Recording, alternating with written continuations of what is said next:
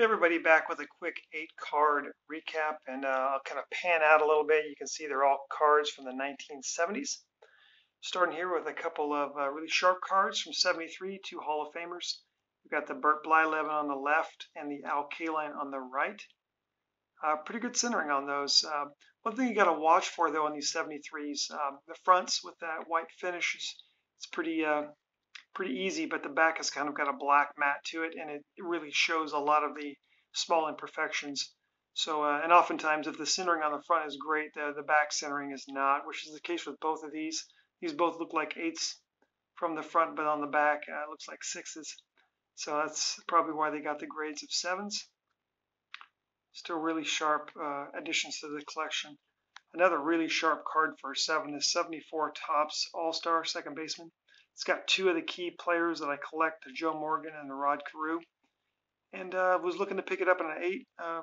Just saw this at a 7. It looked like an 8 to me, and pulled the trigger on it for a really good price. I've really been trying to focus on getting cards within my budget, my price range. And right now, things have just, even modern cards, just shooting through the roof. It's just hard to believe sometimes. I'm scratching my head at what stuff's going for these days. And makes me kind of miss the days back when I first started collecting in the 2011, 12, 13, when I could, buy some of this stuff for, pennies on, not pennies, but just, probably half the price I'm paying for now. But still, I'm still getting these for good deals. Classic example is 74 Topps stamp. Lou Brock really paid next to nothing for this.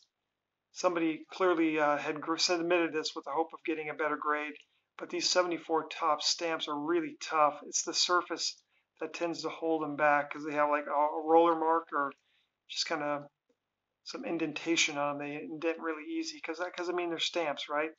So they came in a block panel. You had to tear them out yourself, and obviously in the 70s, quality control wasn't Topps' top priority. Another cool Tom Seaver piece. I love getting Tom Seaver stuff in his New York Mets uniform. And the grade here as well. I didn't pay much for either of those two. Bought them together from the same seller who obviously was hoping for better results than he got. But hey, I'll take it, add it to my collection. Love this oddball stuff, even if it's in a excellent 5. Two other cards here now. The 76 Topps, 76 O-Pee-Chee. They use different cardstock in this for O-Pee-Chee for Topps. I really am a fan of the Topps. It's kind of got a glossy finish, if you will. And then the cardboard material kind of reminds me of an oil painting texture. It's got some character to it. This video won't do it justice, but if you have any 76 Topps back home, just kind of look at the cardstock from that year. It's probably one of my favorite years for cardstock. Just a really cool set. I think that might be Reggie Jackson's last card in an A's uniform. Cool little piece. You can tell how they did the All-Star. So if you're an All-Star, they just put it on the card as opposed to some years where you got your own All-Star card. And then the O-Pee-Chee for my Willie McCovey collection. Anytime I can pick up a McCovey I don't have, I'm excited. So I was excited to get this even in a near 7 because I didn't have this 76 O-Pee-Chee for him, but that collection continues to grow. And then the last card of the 8-card lot that I want to show, this 79 O-Pee-Chee Paul Molitor.